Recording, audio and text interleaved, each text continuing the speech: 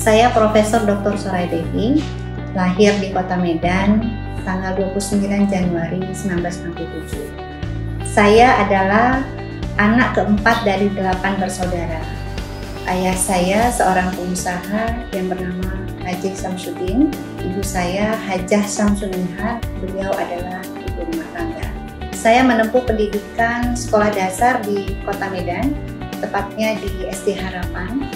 Saya melanjutkan studi tingkat menengah dan tingkat atasnya di Dunia Putri Padangpanjang, dan saya menyelesaikan di sana selama 7 tahun.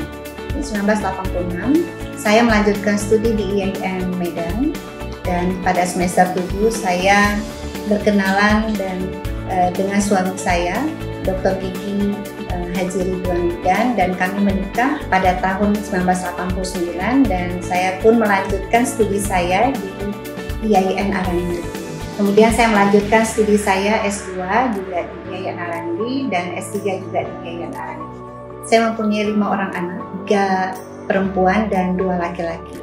Anak pertama saya berkuliah di kedokteran dan alhamdulillah sudah menyelesaikan studinya dan kemudian melanjutkan studi di King College University di Inggris, di London. Anak kedua saya Dr. Gigi dan sekarang sudah praktek di Kota Banda Aceh. Anak ketiga dan anak keempat saya mengambil atau memilih bidang arsitek, dan anak terakhir yang bungsu itu melanjutkan studi di Cikarang, tepatnya di Presiden University. Tahun 1994 saya diterima menjadi pegawai negeri di IAIN Arandi, tepatnya saya diterima sebagai dosen. Dalam perjalanan karir saya pernah menjadi sekretaris Prodi, kemudian saya juga menjabat sebagai Kepala Pusat Studi Wanita di IAIN Arandi, dan selanjutnya sebagai Wakil Dekan 2 di Fakultas Ilmu Sosial dan Politik, selanjutnya juga Wakil Dekan 2 di Fakultas Syariah.